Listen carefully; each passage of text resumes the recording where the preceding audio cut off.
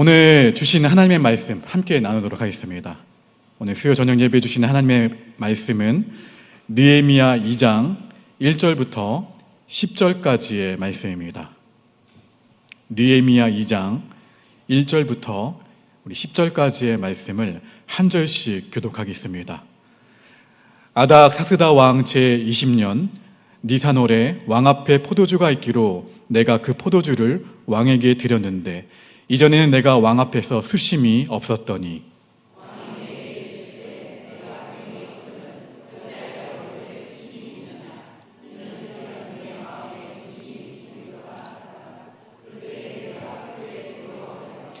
왕께 대답하되 왕은 만세수를 하옵소서. 내 조상들의 묘실이 있는 성읍이 이제까지 황폐하고 성문이 불타사오니 내가 어찌 얼굴에 수심이 없사오리까 하니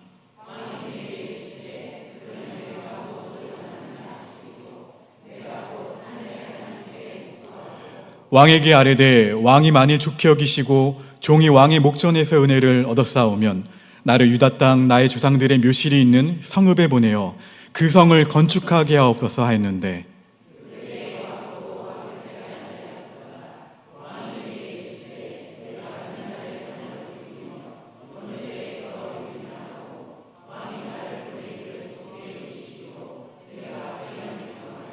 내가 또 왕에게 아뢰되 왕이 만일 좋게 여기시거든 강서쪽 총독들에게 내리시는 조서를 내게 주사 그들이 나를 용납하여 유다에 들어가기까지 통과하게 하시고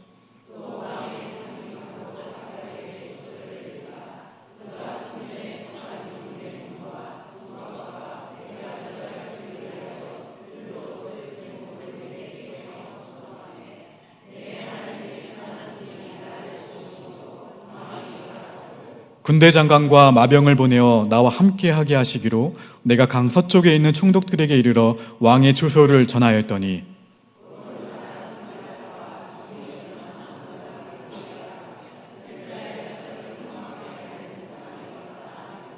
심히 근심하더라. 아멘. 이 시간 오구역 가족들 나오셔서 하나님께 찬양으로 영광 돌리시겠습니다.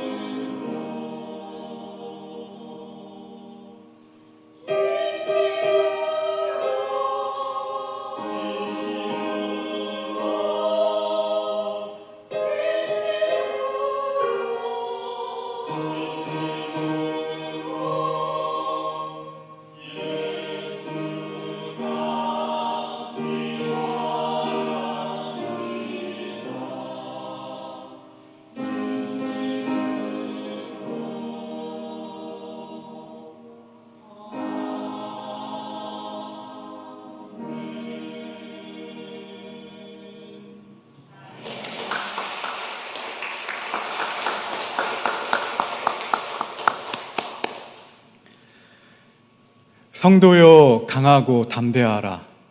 작년에 표 아래 우리는 여호수아에 대해서 묵상을 했고요. 올해 연초에부터는 거룩한 소명자여 무엇이 될지라 복의 근원이 될지라.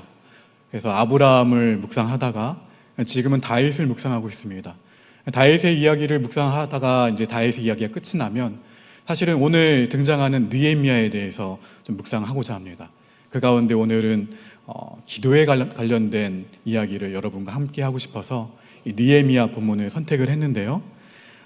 느헤미야는 페르시아 그 왕실의 수상궁의 술 관원으로서 왕의 최측근이었어요.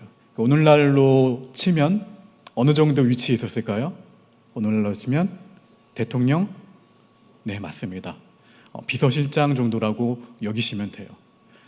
느헤미야는 이처럼 그 이방인의 땅에서 출세한 사람 가운데 한 명이 느헤미야였어요. 그런데 느헤미야 1장을 보게 되면 예루살렘 성벽이 무너지고 불탔다는 소식을 느헤미야의 형제 하나니가 전하게 됩니다. 그러자 느헤미야는 그 소식을 듣고 너무 슬픈 나머지 하염없이 계속 울어요.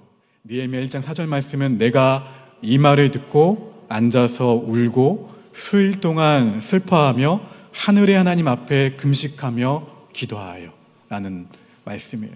느헤미야는 눈을 뜨고 있으나 아니면 감고 있으나 무너진 예루살렘 성벽 때문에 마음이 너무 괴로웠어요. 그래서 그냥 울었던 것이 아니라 슬피 울었습니다. 여러분, 이런 것이 하나님이 주시는 거룩한 부담감이에요. 이 부담감에 우리가 만약 반응하게 된다면 그것이 곧 사명이 되는 거예요. 그런데 느헤미야는 이렇게 사명에 반응하지 않아도 현실에 안락한 삶을 살 수 있었던 사람이 느헤미야였습니다. 그럼에도 느헤미야는 무너진 예루살렘 성벽에 대한 소문을 듣고 온통 마음이 그쪽으로 쏠렸어요.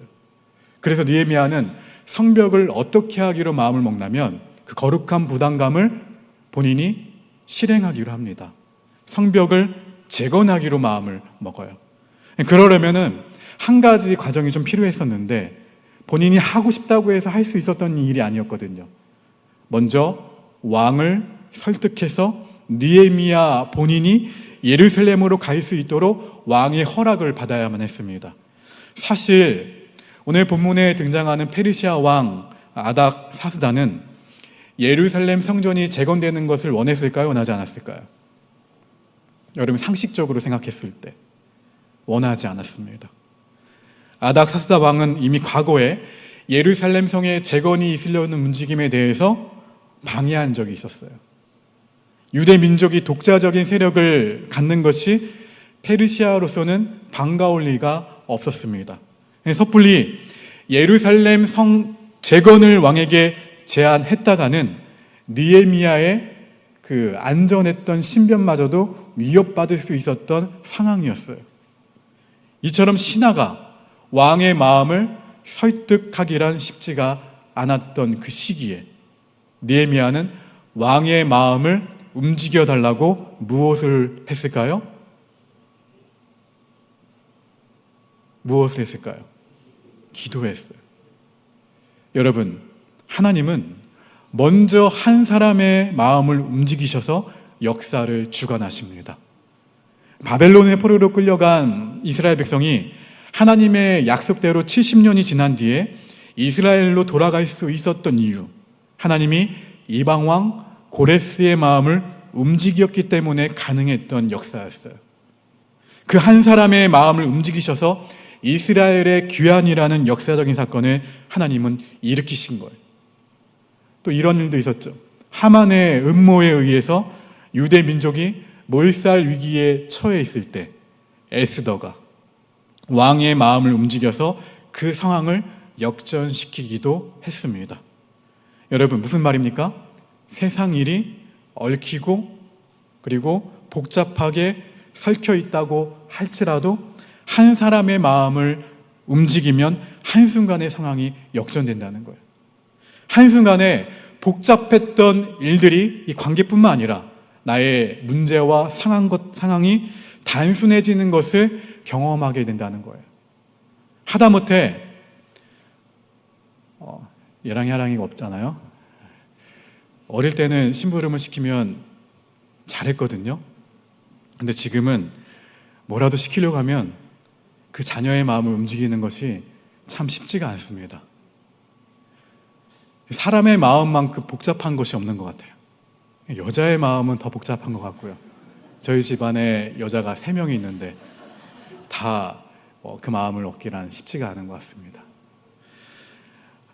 또 사람의 마음만큼 변하지 않는 것도 없어요. 그래서 이제 느헤미야는 가장 먼저 왕의 마음을 움직이는 것이 관건이라는 것을 알고 있었다는 거예요. 근데 느헤미야는 왕이 좋아했던 술이나 아니면 왕의 마음을 살 수 있는 뇌물이나 그런 것들로 해서 그 마음을 움직이려 하지 않았다는 거예요. 우린 이 점을 오늘 말씀을 묵상하실 때 주목하셔야 돼요. 느헤미야가 가지고 있었던 것을 동원한 것이 아니에요. 세상적인 방법으로 이 일을 접근하지 않았어요. 느헤미야는 다만 무엇을 했다고요? 기도했습니다. 하나님만이 사람의 마음을 움직일 수 있음을 믿었기 때문에 느헤미야는 먼저 기도했다는 거예요. 우리 본문 8절 말씀을 읽어봅니다. 시작.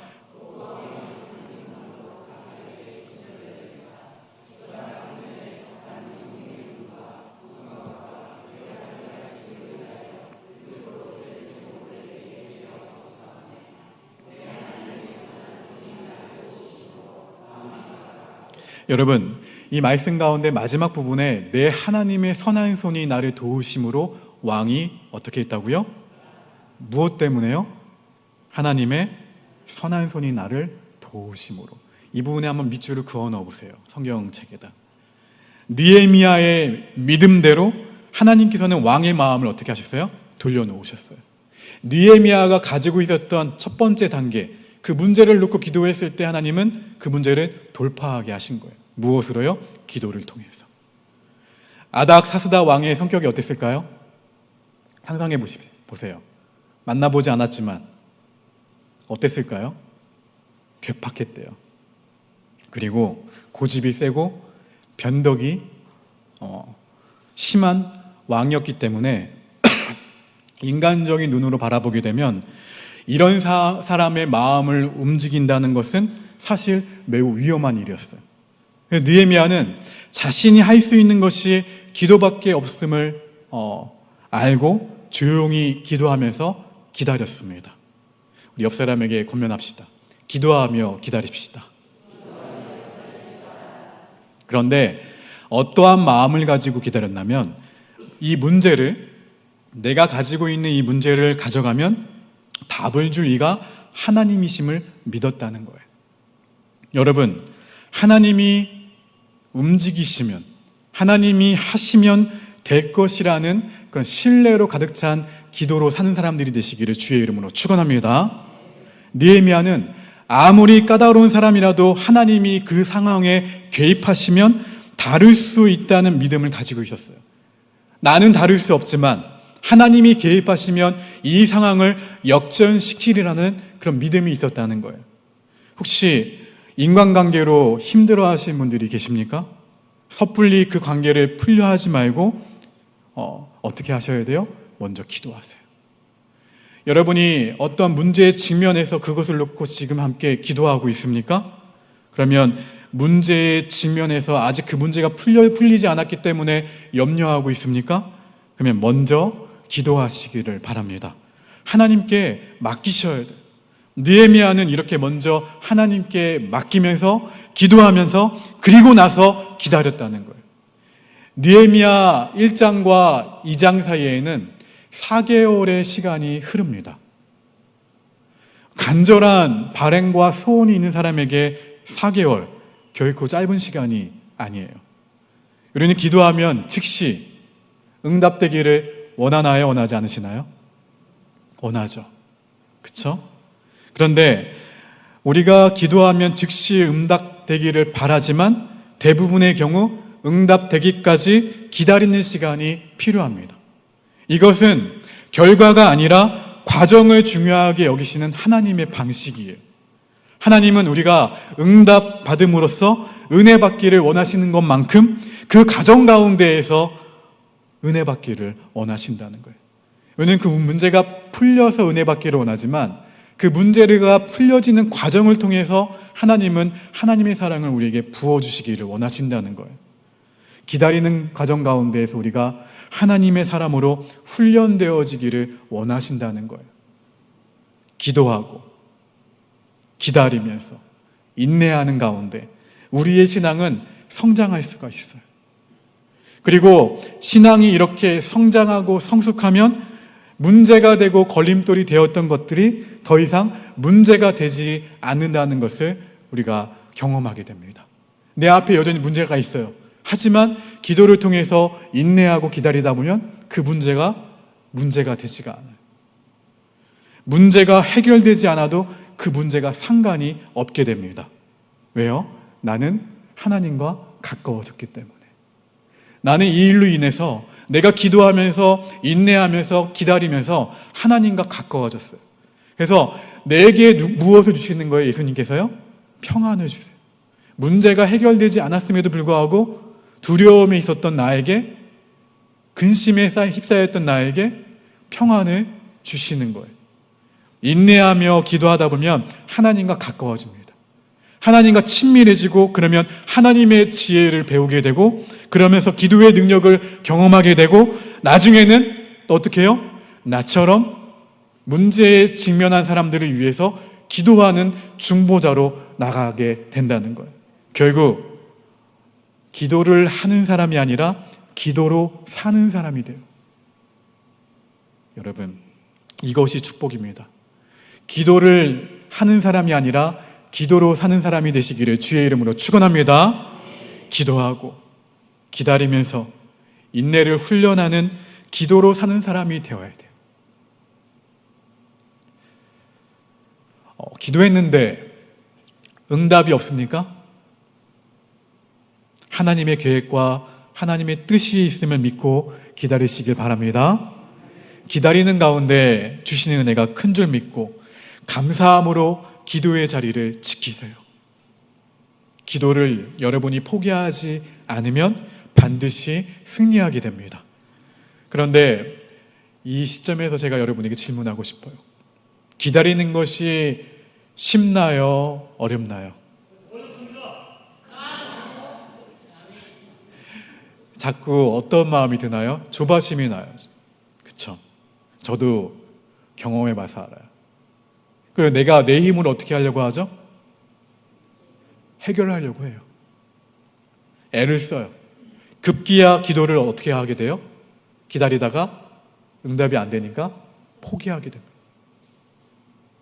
하지만 하나님이 응답을 지체하시는 것은 나를 사랑하시기 때문에 그래요. 나에게 가장 좋은 것을 주시는 분이 하나님이신 것을 믿으십니까? 느헤미야는 기도해야 할 때와 기다려야 할 때를 알았던 사람이에요. 그래서 느헤미야는 서두르지 않았고요. 인내하면서 꾸준히 기도했습니다.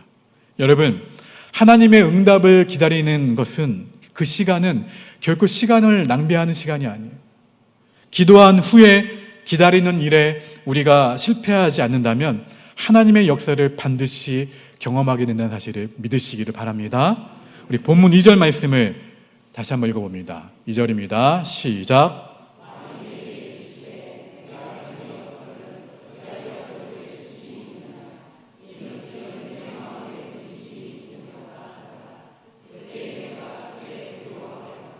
여러분, 옆 사람 한번 얼굴을 보십시오. 얼굴에 수심이 가득한지 아니면 수심이 없는지 보세요 한번.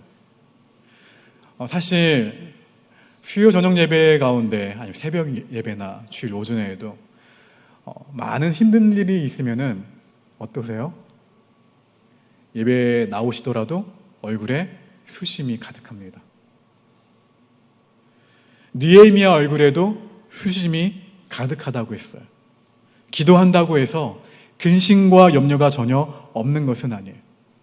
기도하는 것과 나의 현실이 너무 동떨어져 있으면 기도하는 사람도 느헤미야처럼 근심하게 된다는 거예요. 얼굴에 나타나게 되어 있어요. 그래도 기도의 줄을 놓으시면 안 된다는 거예요. 낙심되더라도 기도의 자리를 지키셔야 돼요. 기도의 자리를 느헤미야가 끝까지 지켰더니 왕이 마침내 느헤미야에게 이렇게 묻습니다. 내가 무엇을 원하느냐? 드디어 느헤미야의 기도가 응답되기 시작한 거예요. 왕의 마음이 변하게 된 것이 기적입니다. 왕의 마음을 누가 바꾸신 거예요? 하나님께서 바꾸신 거예요. 그런데 또 이 부분도 주목하셔야 돼요. 그 순간에 느헤미야가 무엇을 했냐면 본문 4절 말씀. 본문 4절입니다. 우리 4절 말씀 읽겠습니다. 왕이 내게 이르시되, 시작. 왕이 내게 이르시되 그러면 내가 무엇을 원하느냐 하시기로 내가 곧 하늘의 하나님께 묵도하고. 자, 여기 마지막 부분. 내가 곧 하늘의 하나님께 묵도하고. 하나님의 응답이 시작이 되는 순간 왕이 내게 이르시되, 왕이 물어요. 느헤미야에게. 수심이 가득한 느헤미야에게 묻습니다. 내게 무엇을 원하느냐 하시기로 느헤미야가 바로 했던 행동이 뭐예요? 내가 곧 하늘의 하나님께 묵도하고. 무슨 말입니까? 기도했다는 거예요. 기다리던 기회가 다가오자 느헤미야는 행동에 옮기기 전에 하나님께 기도했습니다. 아주 짧은 기도였을 거예요. 아주 짧은 기도였지만 하나님의 도우심을 그 순간 구했습니다. 이를 통해 우리가 유추해 볼 수 있는 것은 느헤미야는 매 순간순간 기도했던 사람이라는 것을 알 수가 있어요. 느헤미야 서의 뒷부분을 보게 되면 거대한 성벽의 재건이 며칠 만에 이루어지게 되냐면 52일 만에 빠른 속도로 진행되는데, 이때도 느헤미야는 순간순간 매 순간 기도했습니다. 여러분, 기도했을 뿐만 아니라 철저하게 기다리면서 감당할 준비를 했다는 거예요. 성벽 재건에 돌입하자 일사천리로 진행해서 며칠 만에요? 52일 만에 완성했다는 거예요. 이는 느헤미야가 기도하면서 기다리는 동안에 정말 치밀하게 준비했다는 거예요. 하나님이 축복하지 않아서가 아니라 사실 내가 아직 준비되지 않았기 때문에 문제일 때가 많아요. 아직은 때가 아니다라고 하시는 거예요. 내가 준비되지 않았기 때문에. 느헤미야처럼 기도했으면 치밀하게 준비하셔야 돼요. 하나님이 응답하시면 얼마든지 감당할 수 있도록 준비하셔야 된다는 거예요. 우리가 준비가 되어 있으면 하나님은 놀라운 일들을 행하십니다. 그런데 느헤미야가 왕의 허락을 받고 예루살렘으로 들어갔는데, 이때 예루살렘 성벽 재건을 못마땅하게 여겼던 사람들이 있었다는 거예요. 도비아와 산발락 같은 사람입니다. 이들은 이스라엘 백성들 사이에서 공포감을 조성해서 교란 작전을 펴는 등 적극적으로 성벽 재건을 방해했습니다. 그런 탓에 느헤미야는 내부적으로 그리고 외부적으로 공격을 받고 여러 번 공사를 중단할 위기에 처해요. 이처럼 기도 응답을 받았다고 해서 끝난 것이 아님을 우리에게 알려주는 거예요. 하나님이 허락하셨어도 그 일을 흔들어 놓는 일들이 생긴다는 거예요. 우리는 신앙생활을 하면서 하나님의 뜻이 분명함에도 불구하고 일이 생각처럼 풀리지 않을 때가 있어요. 기도하고 응답을 받았다면 일사천리로 진행되어야 하는데 자꾸 어려움이 생겨요. 기도했음에도 불구하고 응답받았음에도 불구하고 문제가 계속 복잡해지는 것 같아요. 그런데 그리스도인들은 이러한 방해와 어려움이 있을 줄 각오해야 된다는 거예요. 여러분, 기도하는 사람은 남이 가지 않는 길을 가는 개척자라고 할 수가 있습니다. 하나님이 인도하시는 길은 세상의 길이 아니라서 낯설어요. 낯설 수밖에 없고 당연히 장애물이 많다는 거예요. 그런데 여기에서 관건은 우리가 이 장애물을 바라보는 관점이에요. 저는 이 관점은 다시 작년으로 돌아가셔야 돼요. 여호수아와 갈렙이 모든 문제를 바라봤던 관점을 가지셔야 돼요. 어떻게 해요? 성도요, 강하고 담대하라. 무슨 말입니까? 장애물을 만나 위축이 되면 넘어질 수밖에 없어요. 지극히 현실적으로 생각할 수밖에 없어요. 나를 바라볼 수밖에 없다는 거예요. 내 형편, 내 처지, 내 상황을 바라볼 수밖에 없어요. 그러나 당연히 장애물이 있을 줄로 여기면 당황하지 않아요. 넘어지지 않아요. 느헤미야는 조롱과 협박과 모함이라는 장애물을 만났지만 절대로 물러서지 않았습니다. 느헤미야 2장 20절의 이 고백이 저와 여러분의 고백이 되기를 주의 이름으로 축원합니다. 함께 읽겠습니다. 시작.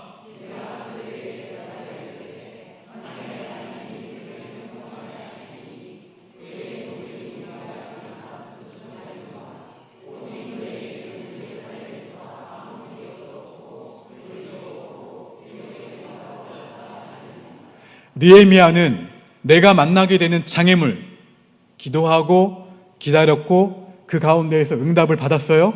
응답을 받았던 가운데에도 불구하고 그 문제가 여전히 나를 괴롭힐 때 뭐라고 했어요? 장애물. 즉 너희가 무슨 말을 하든지 하나님이 우리를 형통하게 하실 것을 말하고 있는 고백이에요. 여러분, 느헤미야의 중심에는 누가 있었어요? 하나님이 있었어요. 문제가 있었던 것이 아니에요. 느헤미야의 중심에는 하나님이 있었습니다. 느헤미야가 무슨 일이든지 기도로 해결해 나갔음을 우리는 주목해야 돼.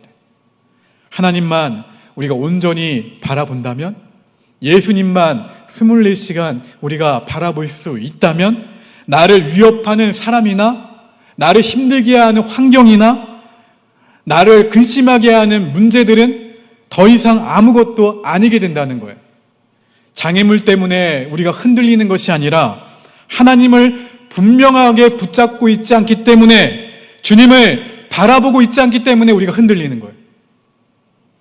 누가 나를 방해해서가 아니라, 누가 나를 힘들게 해서가 아니라, 어떠한 상황이 나를 어렵게 해서가 아니라 누가 나와 함께 하느냐가 핵심이에요. 여러분과 누가 함께 하십니까? 분명히 약속하셨죠? 언제까지요? 언제까지 약속하셨어요? 세상 끝날까지 약속하셨잖아요. 성령으로 함께 하신다고 약속하셨어요. 하나님께서 형통하게 하신다고 말씀하셨다면 문제될 것이 하나도 없어요. 우리 자신감의 근거는 누굽니까? 하나님이에요. 여호수아와 갈렙의 자신감의 근거는 누구예요? 하나님이에요. 다윗의 자신감은 누구예요? 하나님. 느헤미야는요? 하나님이었어요. 여러분, 하나님이 누구 편이 되어주신다는 거예요? 네 편이 아니죠? 내 편이 되어주시니 두려울 것이 없는 거예요. 여러분, 느헤미야는 사실 페르시아 수상궁에서 편안하게 살 수가 있었습니다.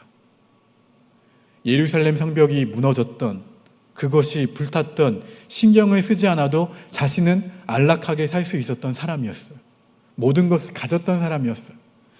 그런데 하나님은 느헤미야를 불러내셔서 이스라엘의 새로운 부흥기를 맞이하는 일에 준비하는 자로 아름답게 사용하십니다.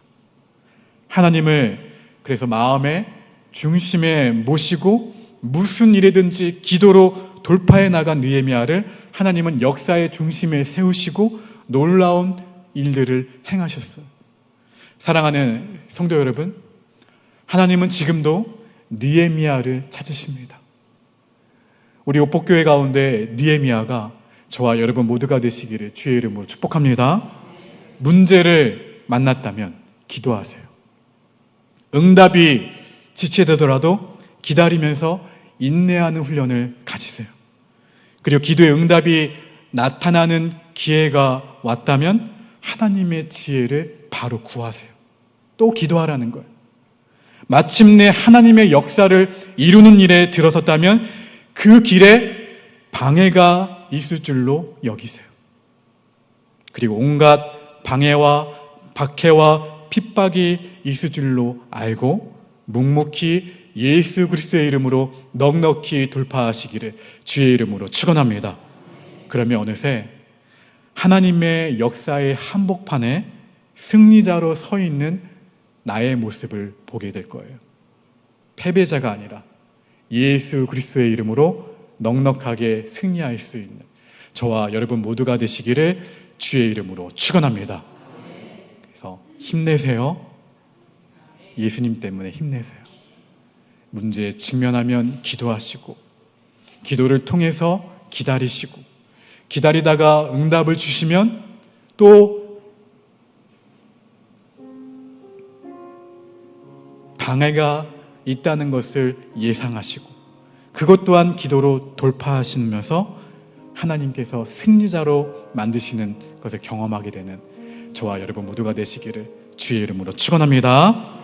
우리 옆 사람에게 오늘은 이 한마디 꼭 해봅시다. 힘내세요. 한번 손 한번 꽉 한번 잡아주세요. 격려해 주시고 위로해 주시고 이 찬양의 고백이 우리의 결단이 되길 바랍니다.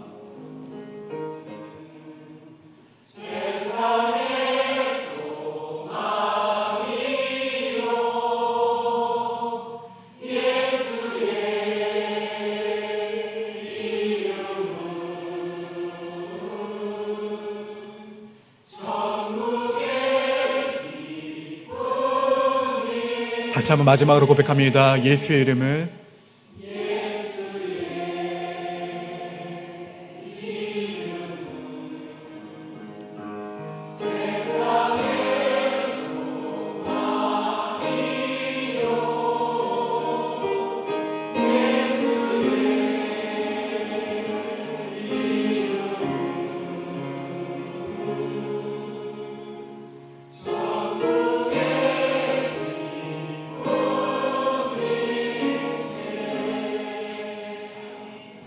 우리 눈을 감고 가슴에 한번 두 손을 얹겠습니다. 하나님, 문제를 만났다면 느헤미야처럼 먼저 기도하겠습니다.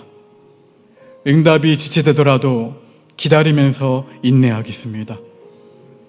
주님 주시는 기도 응답이 나타나는 기회가 왔다면 다시 또 기도하겠습니다. 하나님의 역사를 이룬 일에 우리가 들어섰다면 그 길에 방해가 있을 줄로 여기고 온갖 방해와 박해와 핍박을 예수님의 이름으로 넉넉하게 돌파할 수 있는 우리 모두가 되도록 인도하여 주시옵소서. 그래서 느헤미야처럼 승리자로 서게 되는 우리 믿음의 권속들 모두가 되게 하시사 주어진 문제와 걱정과 염려 앞에서 주저앉아 버리는 우리들이 아니라 먼저 기도하고 기도로 인내하며 기도로 기다리며 기도로 돌파할 수 있는 우리 믿음의 자녀들 모두가 되도록 인도하여 주시옵소서.